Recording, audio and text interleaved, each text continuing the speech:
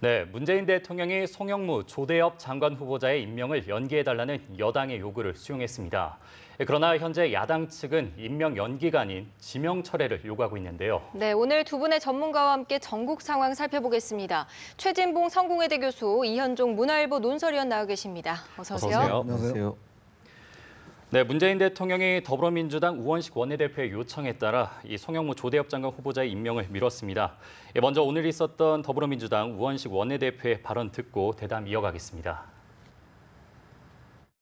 어제 저녁 청와대가 정무수석을 통해 원내대표인 제게 송영무 조대엽 장관 후보자에 대한 임명 입장을 전해왔습니다. 이에 대해 저는 고심 끝에 국회에서 추경 처리 등 국회 정상화를 위한 마지막 노력을 다할 수 있도록 대통령께서 며칠간의 시간을 달라고 강력하게 요청드렸습니다.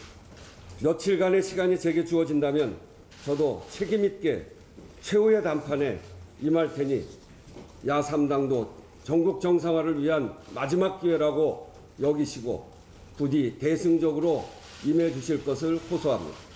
문재인 대통령은 당의 간곡한 요청을 수용하기로 결정했습니다. 이 기간 동안 문재인 정부 출범 2달이 넘도록 정부 구성이 완료되지 못한 상황을 야당에게 충분히 설명하고 이해를 구하도록 노력할 것입니다. 민생에 시급한 추경과 새로운 정부 구성을 위해 반드시 필요한 정부 조직법 등 현안에 대해 야당의 협조를 다시 한번 간곡하게 부탁드립니다. 네, 여당과 청와대의 발언 들어보고 왔습니다. 이 최후의 단판을 쌓을 이 시간을 달라고 했습니다. 문 대통령의 임명 연기 결정 어떤 의미로 해석해 볼 수 있을까요? 일단 이제 여당에서 당에서 청와대 요청을 한 거 아니겠습니까? 그렇다고 하면 당청 관계 입장에 있어서 봐도 청와대가 그걸 일방적으로 무시하기 힘든 상황이에요. 또 여당 입장에서 원내대표가 열심히 한번 해보겠습니다라고 요청을 한 거기 때문에 청와대 입장에서는 받아들였다고 보고요. 또 지금 현재 꽉 막혀 있는 전국을 풀 수 있는 기회가 될 수도 있는 그런 상황이기 때문에 청와대 입장에서는 만약 임명을 강행했을 경우에 협치가 완전히 깨지면서 전국이 더 엄청나게 소용돌이 속에 빠질 수밖에 없는 상황 아니겠습니까?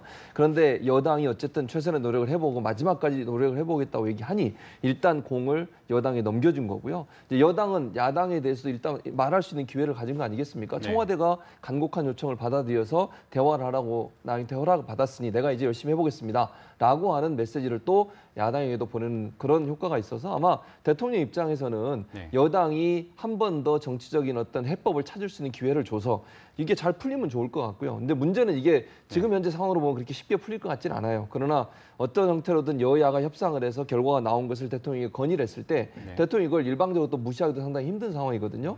그래서 여러 가지 정책 해법이 나올 수 있는 가능성도 일말의 가능성이라 하더라도 지금 남아있는 상황이 그걸 여당이 책임 있게 해보라고 대통령께서 한 번 더 기회를 주신 게 아닌가 하는 생각이 듭니다. 기회를 줬다는 말씀이시죠. 위원님께서는 어떻게 평가하십니까? 일단 지금 사실은 여당의 투톱이라고 할 수 있는 추미애 대표와 우원식 원내대표 어떤 조금의 이제 대야 어떤 태도가 좀 다르지 않습니까? 네, 좀 다르죠. 사실은 추미애 대표가 어떤 면에서 보면 국민의당에 이제 쐐기를 박은 그런 상황에서 협상의 어떤 가능성 자체가 거의 막혀 있는 그런 상황이죠. 근데 이제 우원식 원내대표가 사실은 이제 이번에 문재인 대통령이 외국에 나가기 전에 우원식 원내대표한테 직접 전화를 해서 추경 잘 부탁한다라는 이야기까지 하고 갔거든요.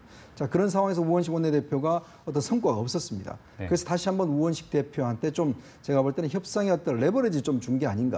일단은 좀 야당과 협상을 해보라라는 그런 가능성을 준 것이고 특히 이제 추미애 대표가 좀 막아놓은 국민의당과의 관계를 좀 풀어보라라는 그런 좀 미션일 수도 있고요. 또 하나의 의미는 물론 가능성은 희박하지만 사실 이제 송영무 조대엽 후보자는 지난번 청문회 과정에서 여러 가지 직무와 관련된 좀 부적합성이 많이 드러났죠.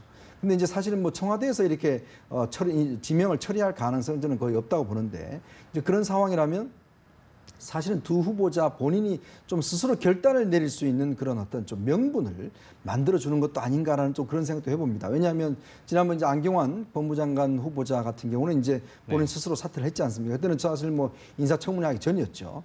근데 이번 같은 경우는 인사청문회를 거친 과정에서 여러 가지 지금 야3당뿐만 아니라 조대엽 후보자 같은 경우는 지금 정의당까지도 반대를 하고 있는 상황이거든요. 자, 그렇다면 이렇게 모든 야당들이 반대하고 있는데 사실은 대통령이 지명체를 할 경우는 여러 가지 좀 문제가 생길 수가 있고 이제 그렇다면 두 명의 후보자에게 좀 스스로의 결단을 내릴 수 있는 시간 네. 뭐 그런 것도 준 그런 가능성 이것도 조금 저는 엿보고 있습니다. 예, 그렇군요.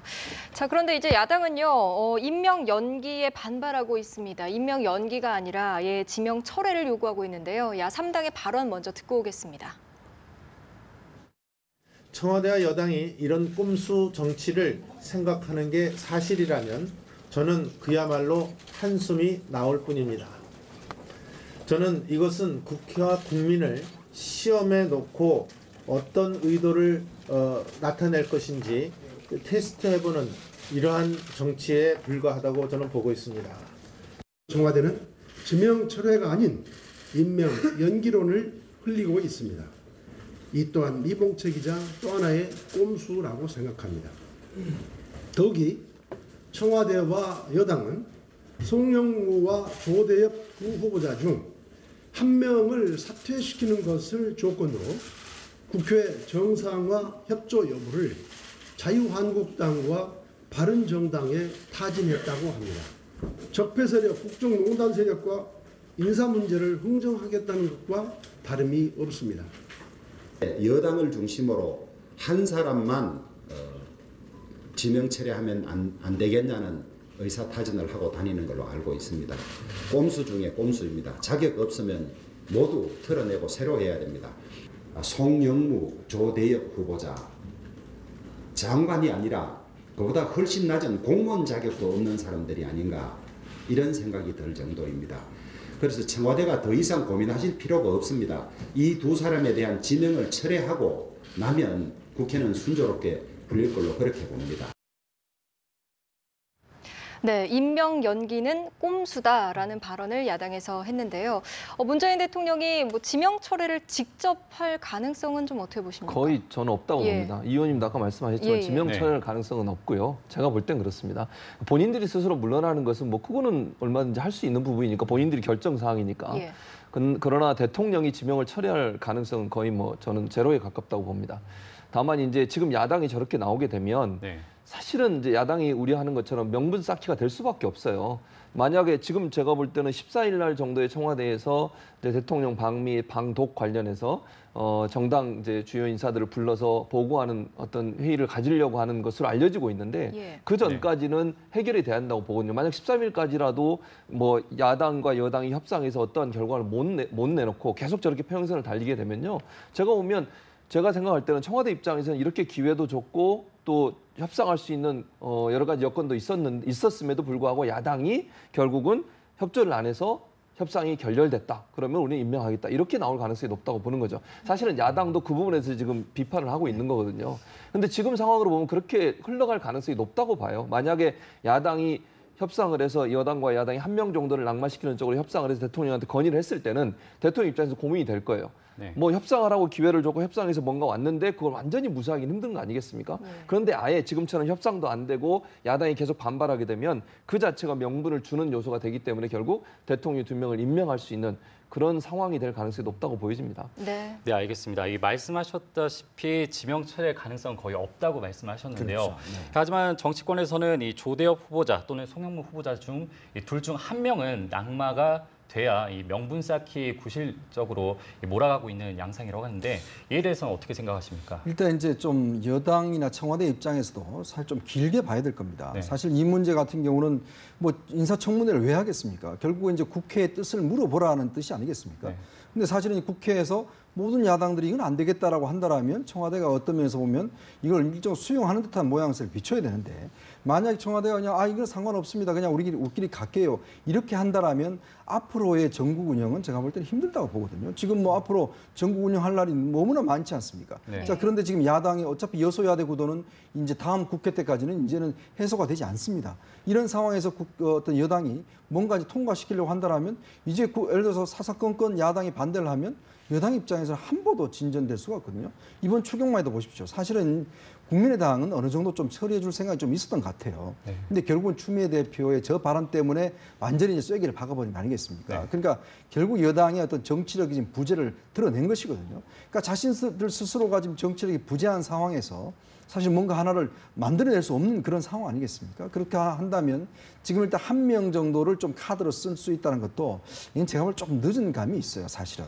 이미 추경도 저렇게 되고 국민의당도 저렇게 돼버리고 이런 상황에서 야당한테 뻔히 지금 패가 다 깔린 상황에서 야당이 그거 자체를 벌써 받으면 야당 입장에서 좀 자존심이 서지 않는 것이 있거든요. 네.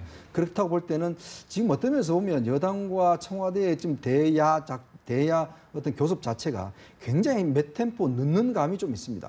적시적소에 그때 냈더라면 사실 해결될 수 있는 문제를 더 악화시켜내고 있는 그런 측면이거든요. 그런 상황에 지금의 예를 들어서 한 명을 정도를 처리한다 하더라도 과연 야당이 이걸 물러설 수 있을 것인가? 그럼 야당은 왜 존재하는가? 이런 의문이 들 수밖에 없거든요. 그러면서 본다면 지금 우원식 대표가 들고 가고 있는 이 한 명은 하고 한 명은 뭐 탈락시키고 이런 카드가 그렇게 썩 먹힐 것 같지는 않습니다. 예, 네, 알겠습니다.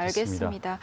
자, 국민의당 이야기로 좀 넘어가 보겠습니다. 여러모로 좀 시끄러운데요. 이준서 전 최고위원과 이유미 씨의 남동생이 지금 영장 실질 심사를 받고 결과를 기다리고 있습니다. 오늘 밤이나 내일 새벽쯤에 이제 결과가 나올 거라고 하는데 네. 구속 여부 어떻게 좀 예측하십니까? 뭐 결과야 뭐 두고 봐야 되겠지만 네. 저는 네. 개인적으로는 발부될 가능성이 높다고 보는데요. 그런 이유는 검찰이 여러 가지 증거들을 제시하면서 이준서 전 최고위원이 1차 발표를 5월 5일에 1차 발표를 하지 않습니까? 국민의당이 예. 네. 이 조작 사건이 아니죠. 문준용 씨 문제와 관련해서 발표를 합니다. 그리고 이준서 전 최고위원이 그 전에도 이미 기자들한테 보도해 달라고 요청한 적이 있었고요. 기자가 또 여러 차례 문제가 뭔가 소스가 어디냐, 네. 정확하게 이 사람 제보사라는 사람이 누구냐를 물어보고 아니면 그 사람과 통화할 수 있냐고 얘기했을 때 알려줄 수 없다고 얘기하면서 계속 의혹을 제기하는 기자에게 제대로 답변 안 하고 그러면서 기자에게는 보도를 요청하는 그런 상황이 됐다는 말이죠. 예. 그렇다고 하면 어느 정도 이게 조작이 됐을 가능성이 있다는 걸 알았다는 것이고 명확하게 조작을 인지한 것은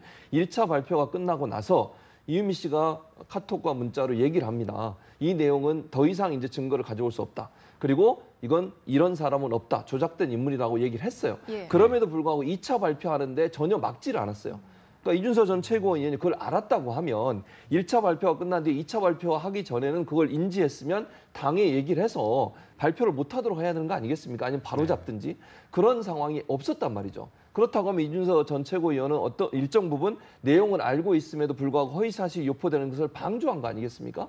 그럼 공직선거법상 허위사실 유포의 공범으로 저는 지목될 수 있다고 보여지고요. 또 한 가지는 이제 이게 공소시효가 얼마 안 남았어요. 그런 네. 상황에서 이걸 도주의 우려가 있다는 부분도 일정 부분 받아들일 가능성이 있기 때문에 물론 결과는 두고 봐야겠으면 네. 제 개인적인 생각으로는 영장이 발부될 가능성이 높다고 보여집니다. 예.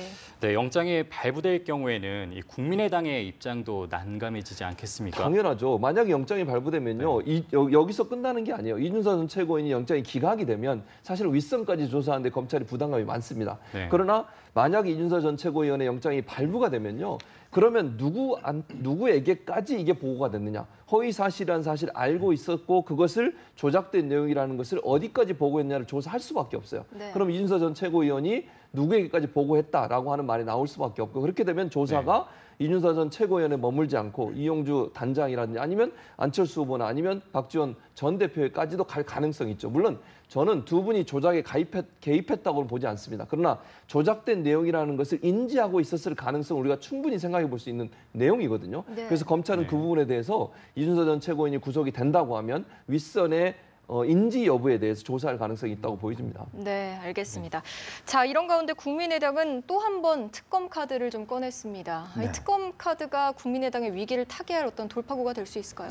저는 이 국민의당이 왜 지금 상황의 특검, 물론 뭐 어떤 검찰 수사가 진행되고 있는데 결국 이제 현 정국을 좀 자신의 책임을 회피하고자 하는 그런 어떤 저는 카드가 아닌가 싶습니다. 예. 사실 뭐 검찰이 수사가 진행되고 있는데 더 이상 무슨 특검을 하겠습니까? 예를 들어서 뭐 특검이 지금 야당에서 같이 문용 씨 사건 본질 자체를 지금 특검을 하자 이런 주장인데 네. 그 주장 자체는 결국은 이 상황 자체를 좀 덮어보겠다는 뭐 그런 어떤 저는 전략 같기 때문에 이건 타당하지 않다고 보고 결국 검찰 수사를 저는 순순히 받고 이 검찰 수사에 대한 그 결과에 따라서 저는 대응을 해야 된다고 보거든요.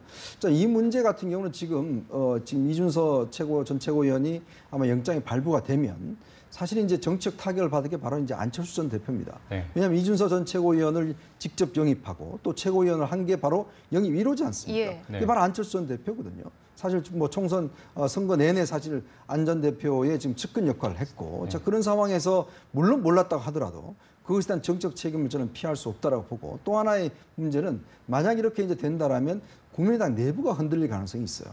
왜냐하면 사실은 이렇게 이제 조작을 뭐 했다라는 게 어느 정도 인정이 돼버리고 당 관계자가 당의 최고위원이지 않습니까? 네. 개입한 정황이 확실히 이제 검증이 돼버린다면 당내에 지금 동료가 저는 이게 상당히 걷잡을 수 없을 것이다.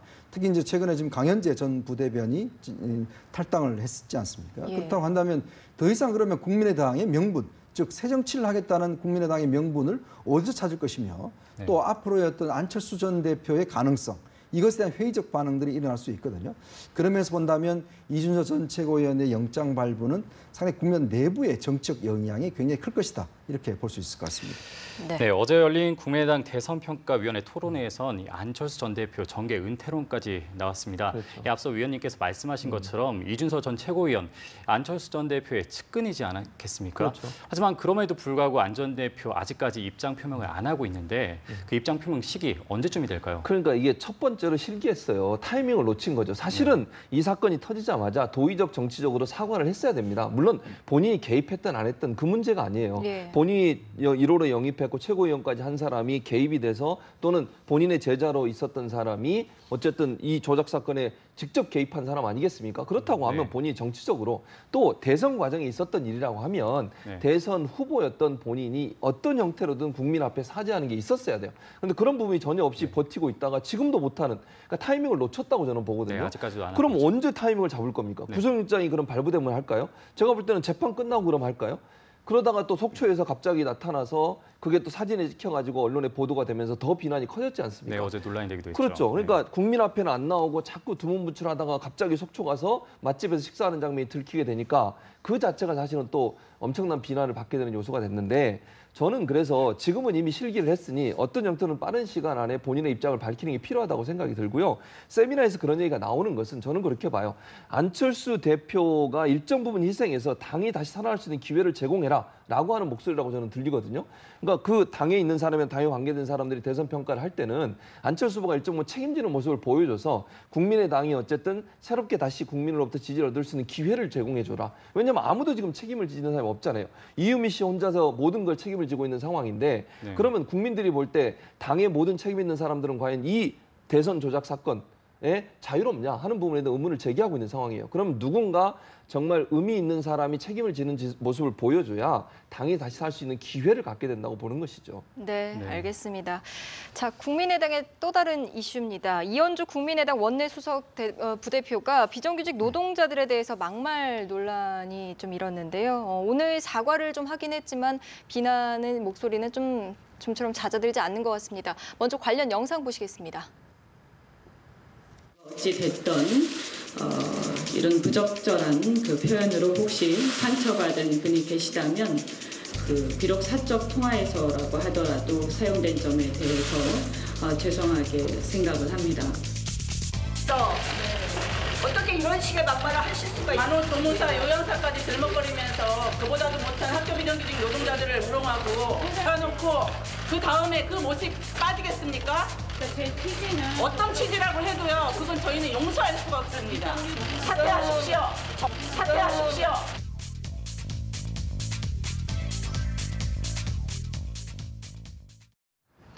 네, 막말 논란에 사과는 했지만 비난의 목소리가 여전히 거센 것 같습니다. 어떻게 보십니까? 이 엎친 데 덮친 예. 경우로 네. 이 문제도 사실은 참 굉장히 큰 문제죠. 사실은 이제 그 국회의원 특히 이제 원내 수석 부대표와 기자의 전화 통화 내용을 어떤 사적 통화라고 이야기할 수는 저는 없을 것 같아요. 뭐 저도 취재를 많이 합니다만은 예. 네. 일단 저는 기자로서 취재를 하는 것이거든요. 뭐 개인적인 관계로서 취재하는 것이 아니라 또 거기에 대해서 이제 원내 수석 부대표로서 사실은 답변한 것이기 때문에 그것에 대해서 사실은 뭐 사적 통화다 라는 것은 저는 좀 어불성설이라고 보고, 자, 근데 이제 문제는 이 그 취지 자체는 알겠어요. 왜냐하면 이게 비정규직으로 할 경우에 여러 가지 또 뭐 문제가 생기고 또 이런 어떤 근본적 취지는 사실은 뭐 여러 가지로 이야기할 수 있습니다. 네. 사실 뭐 정규직을 급격하게 비정규직 할 경우에 여러 가지 지금 재정적 부담에 대해서는 사실 문제가 있지 않습니까?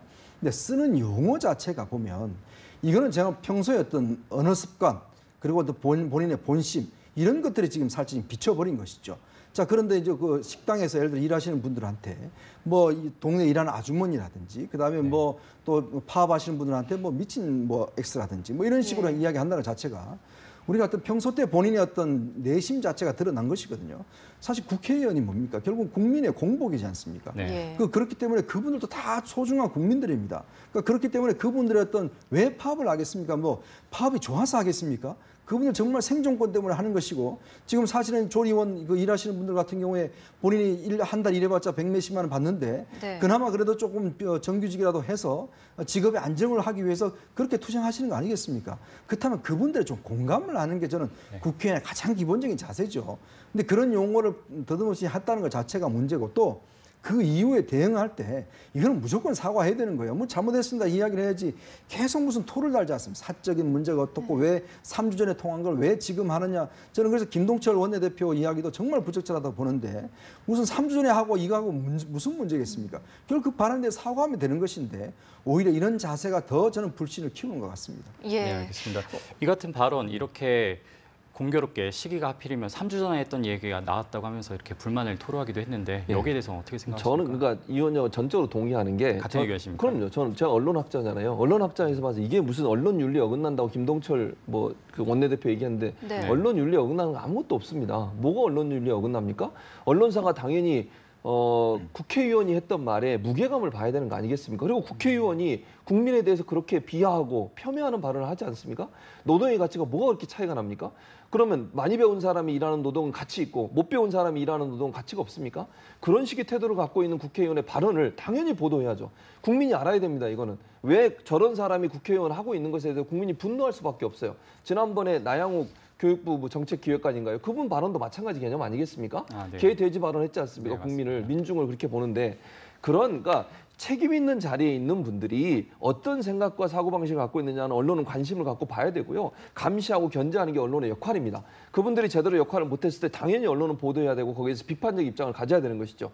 개인적인 사적인 통화라는 게 말이 됩니까? 기자가 어떤 사안에 대해서 국회의원에게 특히 당직을 맡고 있는 수석 부대표에게 전화해서 물어봤다고 하면 그 사안이 얼마나 엄중한지를 본인도 깨달았을 거라고 저는 생각을 해요. 그랬음에도 불구하고 본인이 저렇게 막말에 가까운 말을 했다고 하는 것은 평소에 그런 생각을 갖고 있다고 볼 수밖에 없는 상황이고 그렇다면 기자 입장에서는 당연히 보도해야죠. 이거 보도 안 하면 기자가 제대로 기자의 역할을 못했다고밖에 볼 수 없기 때문에 이번 보도는 정상적인 방법을 통해서 기자 윤리에 맞게 보도를 했고 거기에 대해서 국민의당의 태도는 참으로 어처구니 없는 태도다. 정말 사과하고 국민 앞에 용서를 구하는 것이 맞지 지금처럼 저렇게 언론사를 향해서 비판을 하고 본인들의 책임을 자꾸 숨기려고 하는 모습은요. 절대로 국민 앞에서 환영받지 못하는 비난의 대상만 될 수밖에 없다고 생각이 됩니다. 네, 알겠습니다. 오늘 말씀 여기까지 듣겠습니다. 최진봉 성공회대 교수, 이현종 문화일보 논설위원과 함께했습니다. 두 분 고맙습니다.